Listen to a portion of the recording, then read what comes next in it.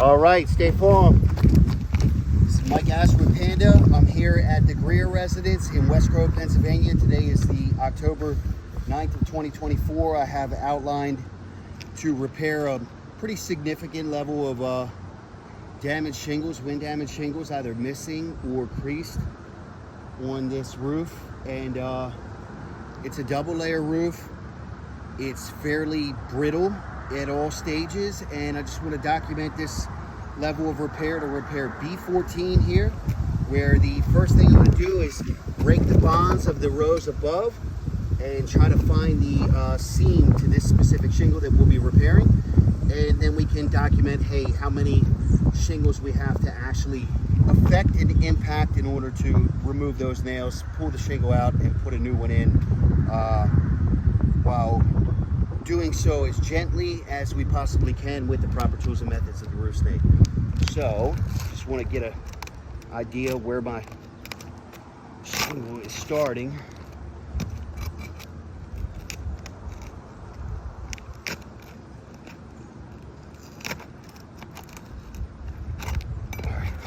That was a little tough. We've got a little bit of heavy mat transfer and tearing on the backside, by the way. Try and do so a little gentler. That one seems like it's already loose.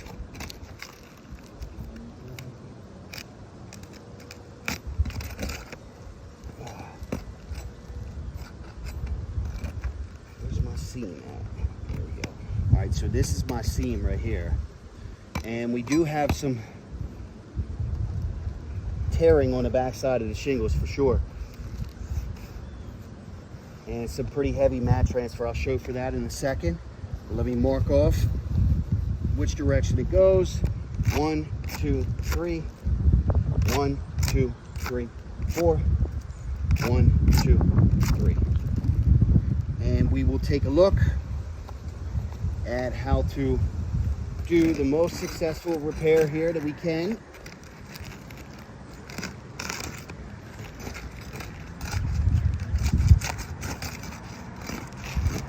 Some of these are loose as hell.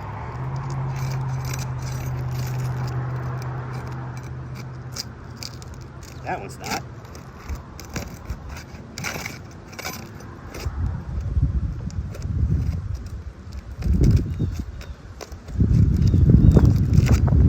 All right, that one's probably pretty bad. This one's already loose. This one's already loose. Some of these, I guess, are not all sealed. Look at this. But the ones that are, by breaking the bond, have definitely created a pretty heavy level of tearing. I'm going to show for that here in a second. So let's see if we can find these nails real quick and start getting this process documented right.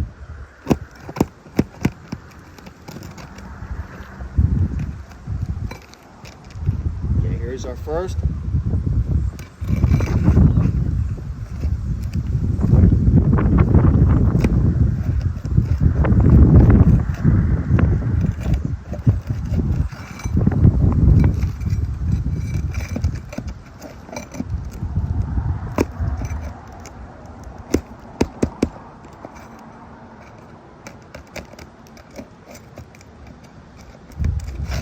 Second.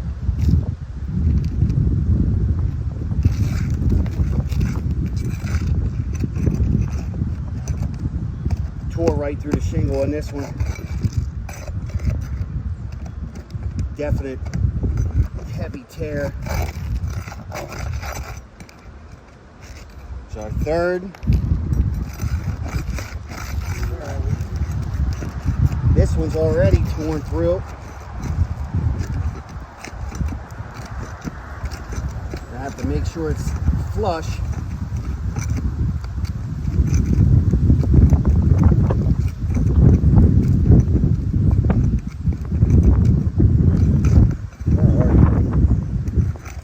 Maybe I'll be able to bang that one in. But for our process here, okay, we've got a pretty heavy, massive tear in this one already. Just by trying to pull the row below.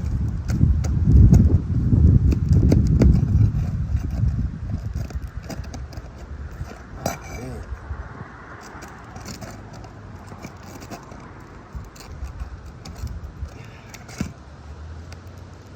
Ow.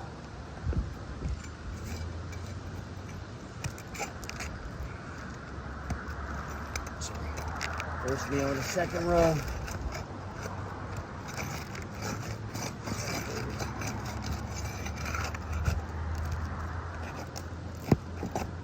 Tore right through the shingle on that one. Can't really get to it without prying it up higher than we need to in the form of this repair. But come on, we got it.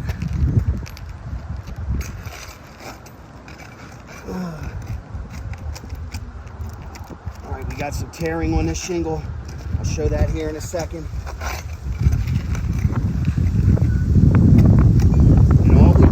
Break the bond so far, but I want to show for the back sides of these shingles. And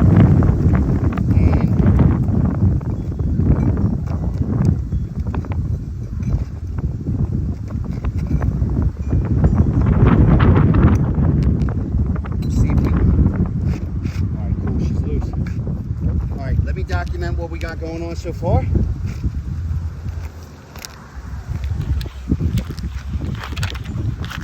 So here is our wind damaged shingle that we are replacing or repairing. This is B14. So we have removed the nails from it and also broke the bonds of all the shingles that we needed to. And I want to show for, this is the specific row directly above. We've already got a level of cracking and tearing, right? This is one that's already starting to be affected. This has a pretty significant level of tearing and mat transfer directly underneath of it that if I was to lift up just a little, you can see is still on the back side of that shingle with some pretty heavy tears and holes. You can see thatching in this level of mat transfer, which means it's torn from the back of the shingle. You can kind of feel some very heavy scarring, tearing through the back. I can show for that when I get done. Here's some, right? What do we got? What else do we got?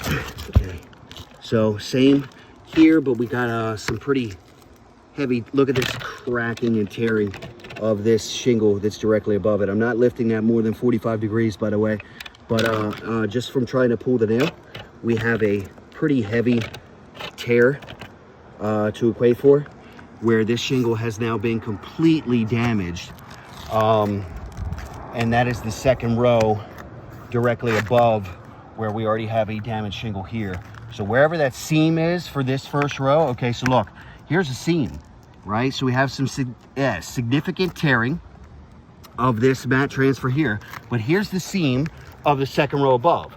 We have completely torn and damaged this shingle right here just by breaking bond and removing nails. Right? But this seam goes left. This is damaged. This goes left. And then this goes right. And we have already created damage right here up underneath of that shingle as well. Just on this second row. Not to mention the third, where we have this tearing and significant levels of mat transfer. And we haven't even put new nails in yet or slid in a new shingle. So this is our damaged shingle that we just removed. Look at this level of mat with this thatching. So if you can see this here on this front side, imagine what the back side of those shingles look like when they have completely torn to show for a massive hole inside of it. And I'm sure you could have just seen all the granular loss that was just equated for as we took that shingle off, and in doing so rather delicately, if I may say. So I'm going to slide our new shingle in and set the camera back up, and we're going to put some nails into it, get it in place, and document the rest of the process.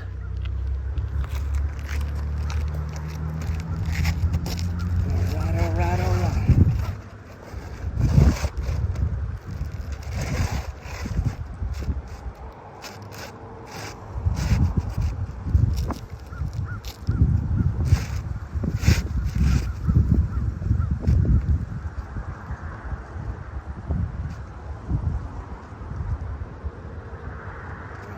sure she's nice and flush. And we'll use these first couple nails. Actually, no, some of them are good. So we'll try to stay in the same holes. But get this secured into position first. But I think we can already tell this is a damaged shingle, and this goes to the left right here as well. This is a damaged shingle. I'll show for it. This is a damaged shingle on the backside. Here's a damaged shingle up underneath, and then this one goes right. So we're really not looking too good here in terms of the level of repairability on the roof, especially to do as much construction and demolition as it would take to perform all these repairs.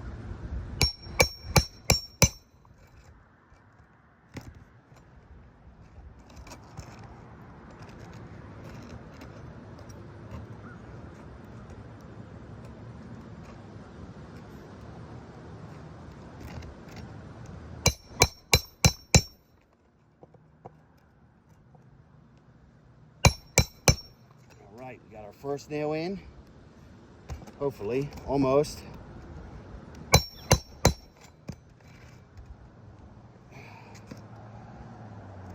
It's bent. I have to show for it here in a second, because since this is already a damaged shingle, let me get through the rest of the repair. With your permission, I will equate for what's damaged to already say that, like, hey, in order for me to get this nail flush, I have to lift the shingle up high enough so I can do so.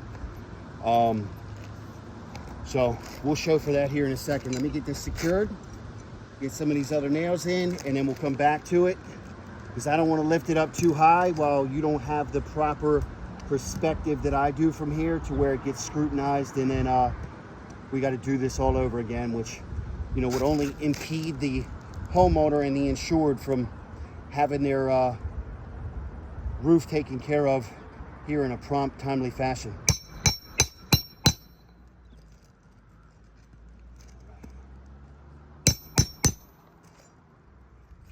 And that's all we're hoping for, so that once we get all things submitted, we can work together, find the right solution, and then do so as promptly as possible, where, of course, our company is going to come in and do a great job and ensure that, you know, the roof gets done up to qualified standards and removes any future liability when it's done right the first time. Got some yellow jacket nests up here too, but you know, that's an important thing, as to try and also remove any future liability in this process from doing it right the first time. Because when we're doing this level of significant repair across the roof,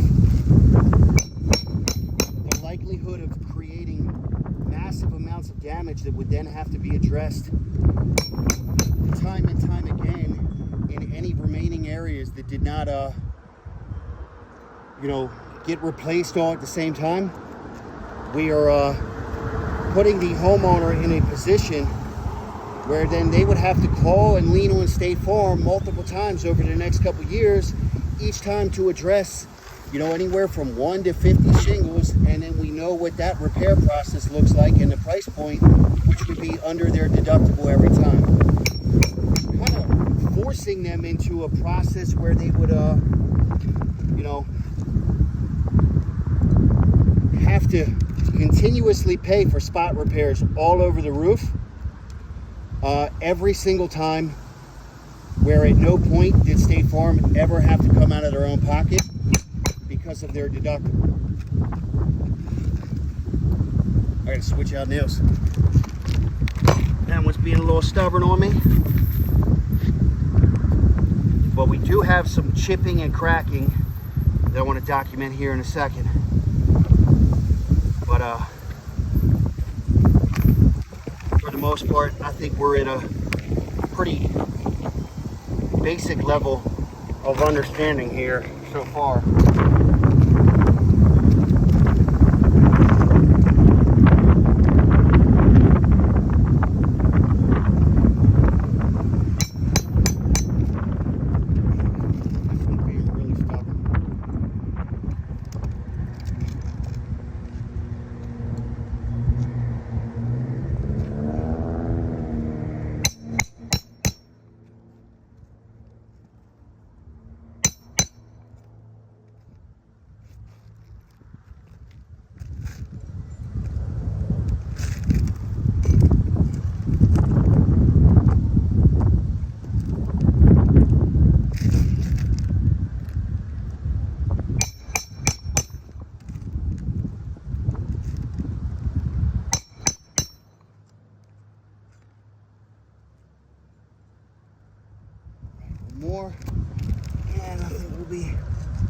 go. Oh, this is the one that has that nasty level of mat transfer behind it. Can't really stick my nail into that.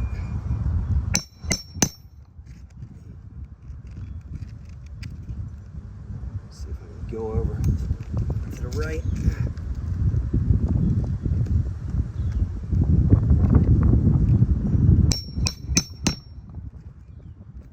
We can see the granular loss too. I want to document. Oh man, we got a nail sticking up here.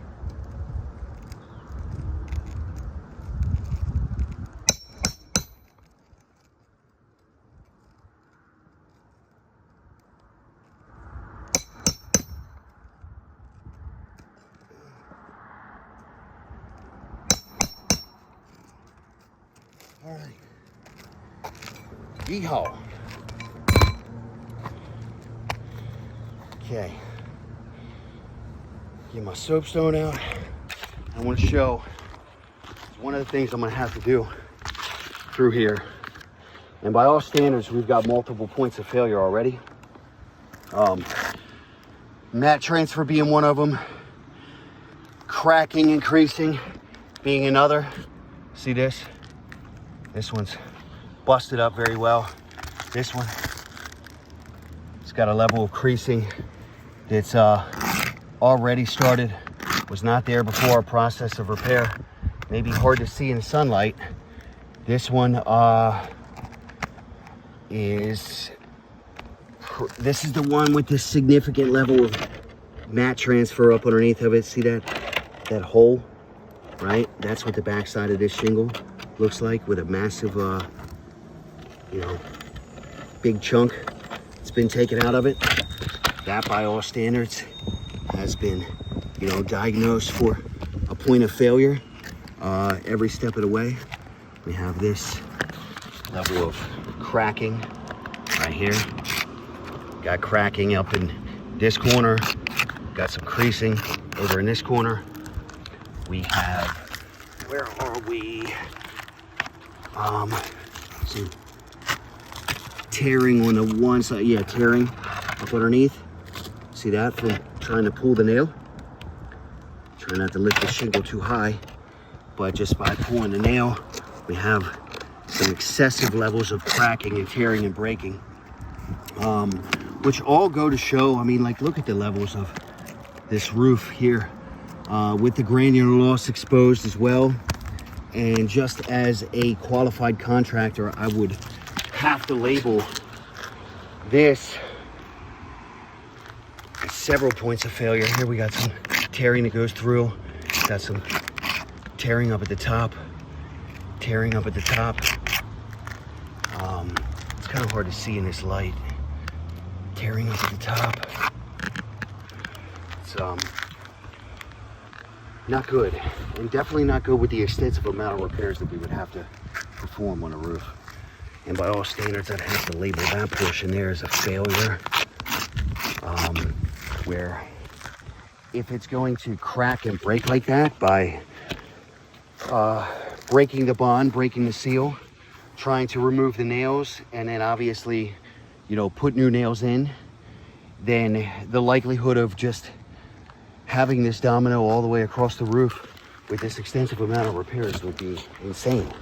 And this isn't even, equating for the front, which has quite a bit more to address. Also in multiple areas of failure that would occur as we tear off the seal of the ridge, right? I can't confidently say that any contractor would be gentle if hired to perform this level of repairs in the way that we are scrutinized with State Farm.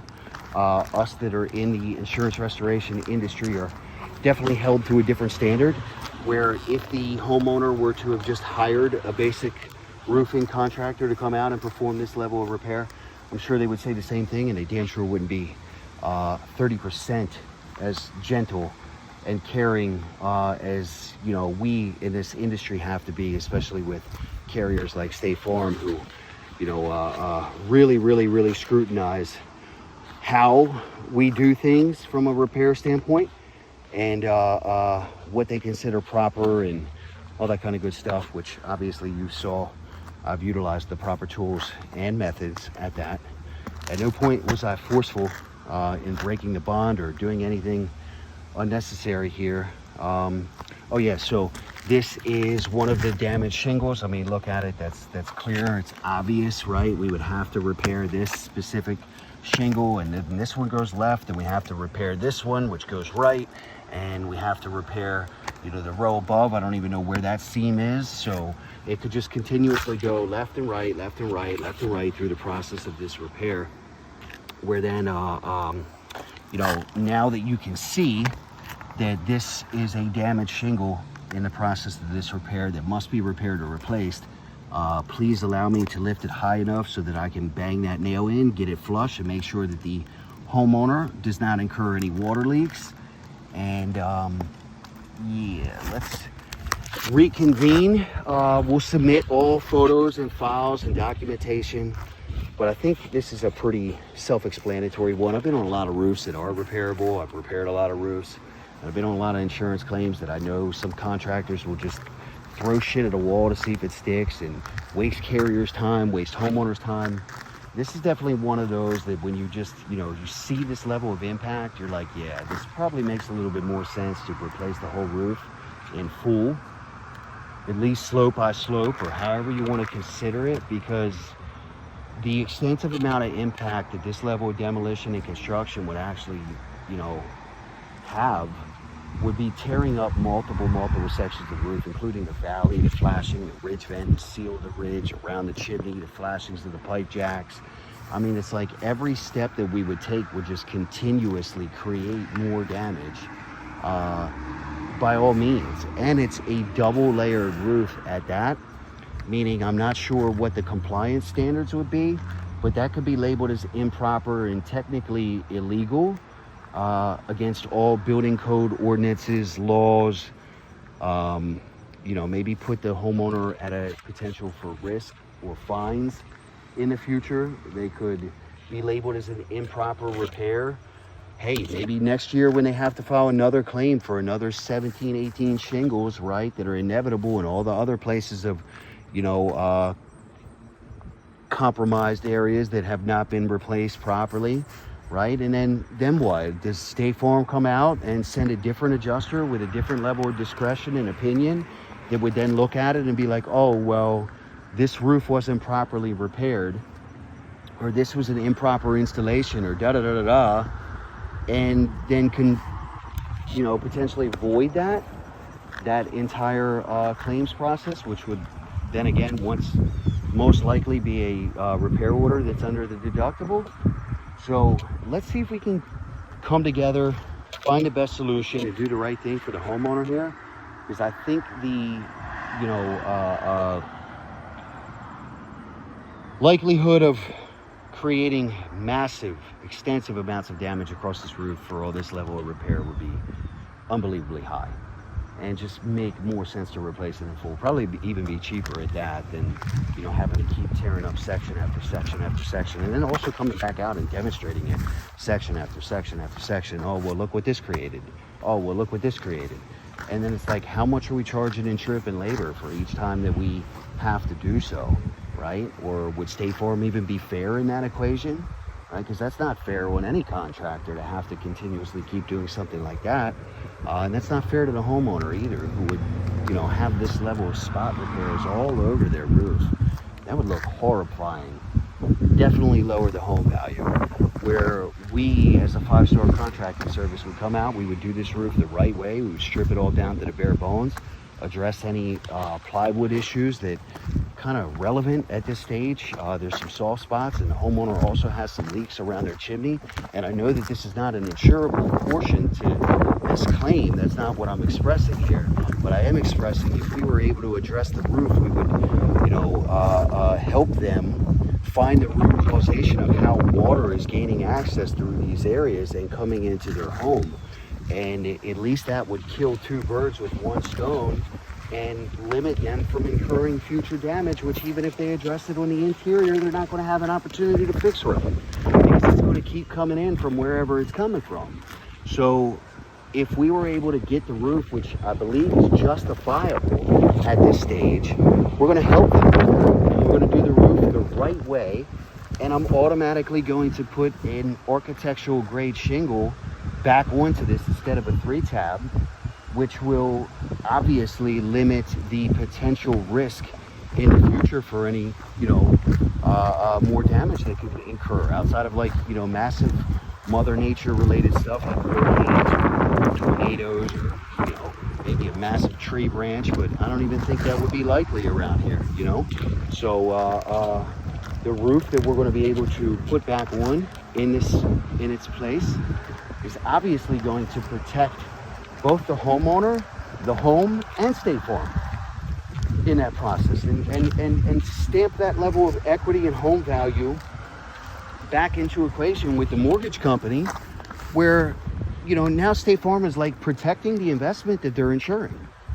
And it just makes a massive amount of sense by all justifiable standards to replace this one in full, especially if we start getting into code compliance, which hopefully we won't even have to, because whoever would review this specific documentation here would be like, yeah, okay, this makes a little bit more sense now that I can see a little bit different perspective from a qualified contractor. Let's take another look and reanalyze what the solution is here. So thanks again. My name is Mike Ash, and once again, we're at the Greer residence, West Grove, Pennsylvania.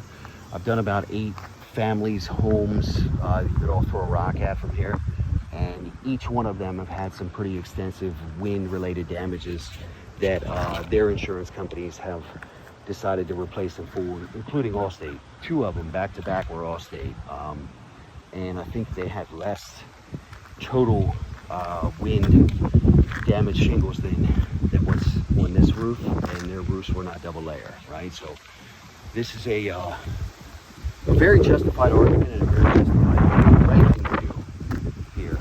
Just hoping that we look at it and see how we can work together. All right, thank you so much. We'll get all this submitted, have the homeowner engaged in the process as well, so that everything that we are doing, we're trying to find prompt resolution to, and providing all the right details for you.